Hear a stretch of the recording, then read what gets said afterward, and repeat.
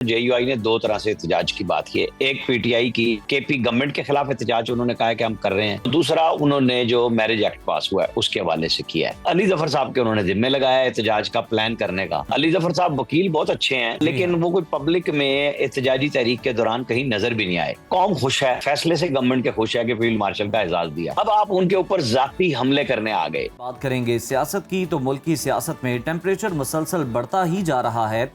एक तरफ 190 million pound case की समाअत 5 जून को होने जा रही है, तो दूसरी तरफ बानी पीटीआई ने जारहाना अंदाज अपना लिया है और हुकूमत के खिलाफ तहरीक शुरू करने का बाज़ाब्ता ऐलान कर दिया। पीटीआई के रहनुमा बैरिस्टर अली जफर ने यह बताया है कि पाकिस्तान की तारीख में किसी सियासी जमात के साथ इस कदर जुल्म नहीं हुआ जितना पीटीआई के साथ किया गया। हमारे पास अब मुल्कगीर एहतजाज के सिवा कोई चारा नहीं है। बानी चेयरमैन ने मुल्कगीर अवामी एहतजाज की हिदायत कर दी, जिसकी क़यादत वो खुद जेल से करेंगे। गुज़श्ता रोज पीटीआई के ट्विटर अकाउंट पर कहा गया है कि पार्टी के तमाम ओहदेदारों के लिए यह पैगाम है कि जिसमें भी दबाव बर्दाश्त करने की कुव्वत नहीं वो ओहदे से अलग हो जाए और अपनी जगह उन्हें मौका दे जो कि प्रेशर को बर्दाश्त करने का हौसला रखते हैं। साबिक वज़ीर आज़म ने स्पीकर कौमी असम्बली सरदार अयाज सादिक को तनकीद का निशाना बनाते हुए उनके खिलाफ अदम एतमाद लाने का इंदिया दे दिया। दूसरी जानिब जेयूआईएफ ने भी एहतजाजी मैदान संभालने का फैसला कर लिया है। मौलाना फजलुर रहमान ने कम उम्र शादी से मुतालिक कानून को मुस्तरद करते हुए इसे कुरान और सुन्नत के मुनाफिक करार दे दिया है और दो टुक अल्फाज में वाजे कर दिया है कि ऐसी कोई कानून साजी किसी सूरत कबूल नहीं करेंगे। इसके लिए खिलाफ मुल्कगीर तहरीक चलाएंगे और मुख्तलिफ शहरों में जलसे करेंगे। मौलाना फजलुर रहमान ने खैबर पख्तूनख्वा में करप्शन पर केपी हुकूमत को शदीद तनकीद का निशाना बनाया। बदउनवानी के खिलाफ तहकीकात का मुतालबा भी कर डाला और वे वाज़े कर दिया कि पीटीआई और केपी हुकूमत को करप्शन का हिसाब देना पड़ेगा। मौलाना की प्रेस कॉन्फ्रेंस पर पीटीआई के रहनुमा बैरिस्टर सैफ ने रद्दमल देते हुए कहा कि जेयूआई पीपल्स पार्टी और बाकी तांगा पार्टियां जरूर तहरीक चलाएं, अवाम को साथ लेकर आएं। ऐसे हथकंडों से बानी पीटीआई की मकबूलियत कम नहीं होगी। उन्होंने ये इल्जाम आयद किया कि मौलाना जिस करप्शन की बात करते हैं उस वक्त वो खुद निगरान हुकूमत का हिस्सा थे। मौलाना के लोगों ने ठेके और कमीशन लेकर अपनी तिजोरियां भरी। केपी हुकूमत ने चोरीशुदा 20 अरब रुपए की रकम उनके लोगों से निकलवाई है।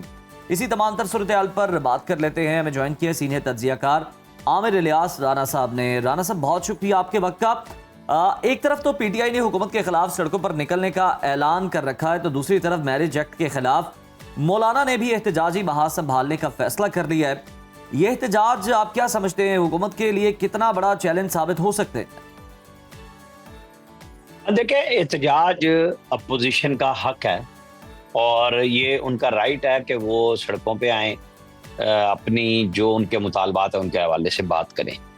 अगर हम पहले जेयूआई को देखें तो जेयूआई ने दो तरह से एहतजाज की बात की है। एक पीटीआई की केपी गवर्नमेंट के खिलाफ एहतजाज उन्होंने कहा है कि हम कर रहे हैं, और दूसरा उन्होंने जो मैरिज एक्ट पास हुआ है उसके हवाले से किया है कि उसके लिए एहतजाज भी करेंगे और फिर ये एक बिल्कुल दो डिफरेंट एंगल में जा रहे हैं, बैक वक्त वफाकी और अपनी केपी की हुकूमत के खिलाफ। तो वो अलग अलग सतहों पे चीजें चलेंगी। अच्छा, पीटीआई का एहतजाज जब से ये हुकूमत से गए हैं एहतजाज पे हैं और अब तक इनका एहतजाज कोई रंग नहीं लाया। और जो आखिरी एहतजाज था, जो बड़ा एहतजाज था, फाइनल कॉल थी, वो थी इनकी जो 26 नवंबर को, जिसके ऊपर इन्होंने कहा कि गोली क्यों चलाई और लाशों का एक 200-300 से 12 तक पे आए और अभी तक वो चीजें क्लियर ना हो सकी और इनके लोग भी उसके बाद अभी तक नहीं निकले। तो इमरान खान साहब ने जो जेल से मैसेज किया कि मैं लीड भी करूंगा, और आपको पता है कि उनकी मुलाकातें तो जब चाहे रोक दी जाती हैं और फिर वो हफ्तों नहीं मिल सकते लोगों को। और अली जफर साहब के उन्होंने जिम्मे लगाया एहतजाज का प्लान करने का। अली जफर साहब वकील बहुत अच्छे हैं, लेकिन वो कोई पब्लिक में एहतजाजी तहरीक के दौरान कहीं नजर भी नहीं आए। जिस तरह सलमान अकरम राजा लाहौर में 26 नवंबर वाले दिन जब पब्लिक को चलना था तो उन्होंने अपनी गाड़ी में बैठ के वीडियो बनाई और एहतजाज करके चले गए। ये उस किस्म के एहतजाज हैं। इमरान खान साहब ये भी कह रहे हैं साथ कि जो लोग पार्टी के इस एहतजाज का बोझ नहीं उठा सकते वो ओहदे छोड़ दें और हम नए लोगों को लेके आएंगे, लेकिन किसी ने ओहदा भी नहीं छोड़ा। खासतौर पर आप देखें कि पंजाब में अभी तक इनकी कोई तहरीक इसलिए नहीं शुरू हो सकी कि स्टार्ट में जब राना सनाउल्लाह ने कुछ कमालात दिखाए थे और फिर उसके बाद से अब तक ये बिल्कुल इनके लोग बाहर नहीं आते। और केपी में भी वो हुकूमती इंतजाम और इंसराम में बाहर आते हैं, उनको सपोर्ट मुहैया की जाती है और वो इस्लामाबाद की तरफ चलते हैं। और जो 26 नवंबर को हुआ और जिस तरह लोगों को जेलों में डाला गया, समझना चाह रहा हूँ कि जमानतों में इनकी मुश्किल पार्टी हुई। के अंदर जो मामला चल रहे हैं, आलिया हमजा साहिबा जो कि सियालकोट के सिमनी इलेक्शन के अंदर भरपूर मुहिम चला रही थी, उनकी कुर्सी खींचने की कोशिश की गई। सलमान अकरम राजा साहब वहां पे गए, उनका वहां पे कोई लेना देना नहीं था, ना उनका कोई जान पहचान थी, ना कोई ताल्लुकदारी, वहां पे किसी किस्म का किरदार अदा नहीं कर सके। तो सर आप नहीं समझते कि तहरीक इंसाफ को खुद इस तरह के लोग आगे लाने चाहिए जिनका कोई आवाम के अंदर एक्सेप्टेंस हो, कोई लोगों के साथ उनका उठना बैठना मिलना मिलाना हो, ताकि वो आवाम को इंगेज कर सकें। और जो पीटीआई है, बजाय हुकूमत के खिलाफ तहरीक चलाने के इतनी जल्दी में कोई अपने लोगों को यकजा कर सके और इकट्ठा कर सके, ओहदे दे सके, फिर निकले तो वो ज्यादा इम्पैक्टफुल होगा। इमरान खान साहब पूरी पार्टी में अपने अलावा किसी की अहमियत नहीं चाहते, और शेर अफजल मरवत एक मिसाल हैं, जो जिस किस्म का भी बयानिया था वो लोगों में आगे थे आगे, और लोग उनके पीछे चल रहे थे। तो उनको जीरो कर दिया गया, साइड लाइन किया गया। और अब जब उन्हें वो कहते हैं मुझे मैसेज आया, तो मैंने कहा नहीं, चौथी दफा मैं पार्टी से नहीं निकलना चाहता।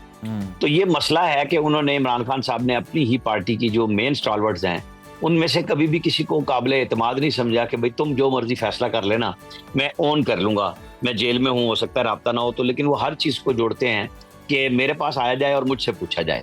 तो गवर्नमेंट ने इसका, स्टेट ने बहुत फायदा उठाया कि जब चाहे उनकी मुलाकातें बंद कर दी, और इन लोगों को ये बहाना मिल गया कि हमारी लीडरशिप से मुलाकात नहीं हो रही, मौलाना फजलुर रहमान के साथ मुआहिदा नहीं हो रहा क्योंकि हमें लीडर से मिलने नहीं दिया जा रहा। अब भाई आप लोगों को बाइख्तियार होना चाहिए ना सियासतदानों में।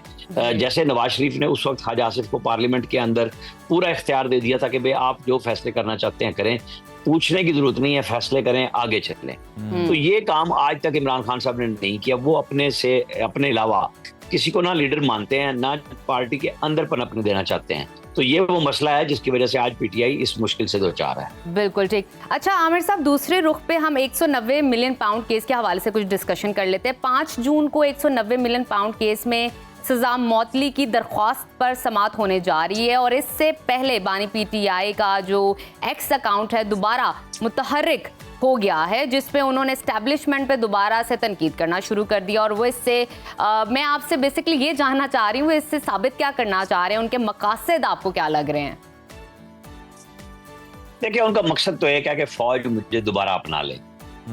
खेलने को चांद मांगने वाली बात है कि बस मुझे चाहो और मुझे अपनी गोद में लो और मैं हुकूमत करता रहूं। अच्छा, वो तो अब सिचुएशन और वो सूरत-ए-हाल अवेलेबल नहीं है उन्हें। अच्छा, उस सूरत-ए-हाल को उन्होंने बिगाड़ा है।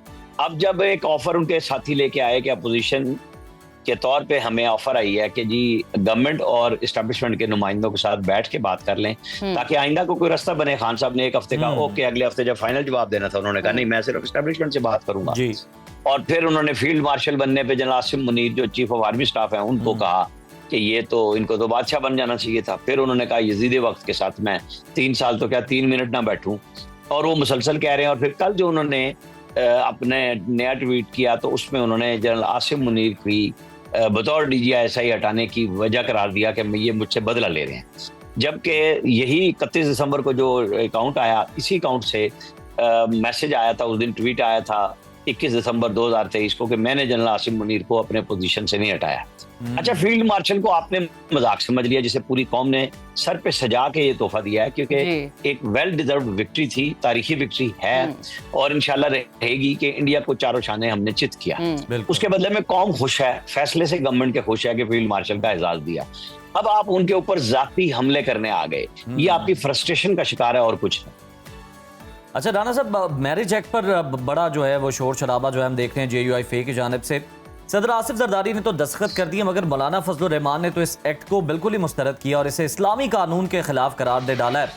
मौलाना की मुखालफत के बावजूद हुकूमत इस बिल पर अमल दरामद करा सकेगी, क्या आप समझते हैं, या कोई नजरसानी हो सकती है? और ये भी बताइएगा कि स्पीकर कौमी असम्बली अयाज सादिक के पीछे तहरीक इंसाफ इतना क्यों पड़ी हुई है, उनके खिलाफ क्यों तहरीक अदम एतमाद की बातें हो रही हैं? क्या उमर अयूब साहब का जो उन्होंने मामला है वो इलेक्शन कमीशन को रेफर किया, ये वजह बनी, या और भी बहुत सारी वजूहत है आपके नजदीक?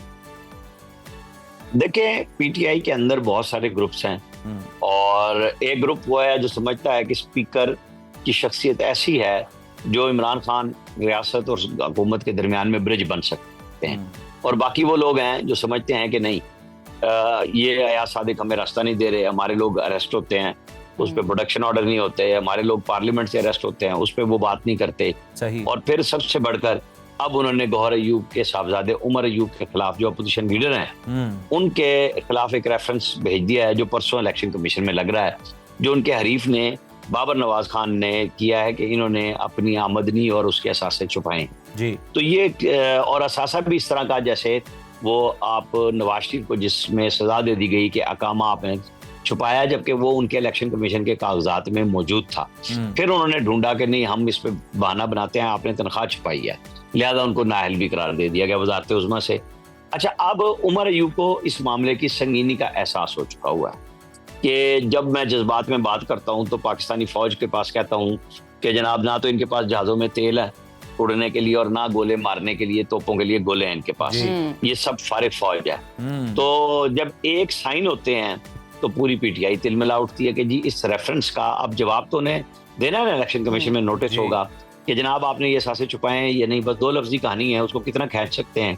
इलेक्शन कमीशन के बारे में, चीफ इलेक्शन कमिश्नर के बारे में उनका जो रवैया है मुआंदाना, वो सारी दुनिया को पता है कि वो बहुत उस मामले में सख्ती करते हैं। तो ये एक खौफ भी है जिसका नतीजा ये अदम एतमाद की इमरान खान साहब ने भी धमकी दी है और उससे पहले असद कैसर ने दी थी, लेकिन उनके चेयरमैन इमरान खान के नामजद चेयरमैन गौर खान ने कहा था कि नहीं हम कोई अदम एतमाद नहीं ला रहे, और स्पीकर ने दूसरी दफा ऐलान किया कि लेके आए, पहले से ज्यादा आपके वोट कम हो जाएंगे और मुझे ज्यादा वोट मिले।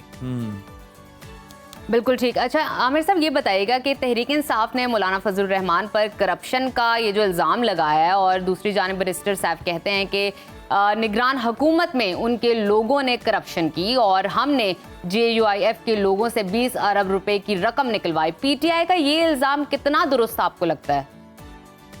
ये क्यों नहीं बताया उन्होंने प्रेस कॉन्फ्रेंस से कर करके, लोगों को सजाएं क्यों नहीं दी जब रकमें निकल रही थी, और बताते कि ये JUI का ओहदेदार है, ये JUI का ओहदेदार है, तो ठीक हो जाता। मौलाना फजलुर रहमान ने तो उनकी PTI की पूरी गवर्नमेंट पे इल्जाम लगाया कि आप मुसलसल होशरुबा करप्शन कर रहे हैं, तो ठीक है फिर उसका जवाब दे दें। जवाबन ये जो कहानी आती है कि देखो हमने तुमसे रिकवर किया धमकी, भाई आप बताएं ना मौलाना फजलुर रहमान की जो 5 साल हुकूमत थी उन्होंने क्या किया, वो तो उसका बड़ा क्रेडिट ले रहे थे। और उसके बाद जाहिर है कि आप ANP की गवर्नमेंट आती है वो नहीं कुछ करती अगर मौलाना के खिलाफ, और फिर 11-12वां साल, अब आप 12वां साल चल पड़ा है PTI की गवर्नमेंट का, तो आपने क्या किया? अगर साबित करते तो बात तो बनती ना। वो मौलाना ने तो इल्जाम लगाया कि जी आप बहुत तारीख में करप्ट हैं, आपने जवाबन सफाई देने की कोशिश करने की बजाय आपने कहा कि हमने इनकी निगरान हुकूमत के 6 महीने में, तो भाई पब्लिक कर देना कि किसने उनके ओहदेदार ने पैसे लिए, क्या लिया, कैसे आपने वो पकड़े हैं पैसे। आपने इनकी 5 साल की मौलाना जो अब अकरम साहब हैं, मौलाना तो मेरे मुंह से निकल गया क्योंकि JUI में सारे हम मौलाना समझते हैं, वो जो वजीर आला रहे, वो अपोजिशन लीडर हैं, तो क्या किया आपने अब तक उनके खिलाफ? बिल्कुल ये सोचने की बात है और ये खाली प्रेस कॉन्फ्रेंसेस में करने वाली बात नहीं है। बहुत शुक्रिया आमिर इलियास राना साहब हमारे साथ मौजूद।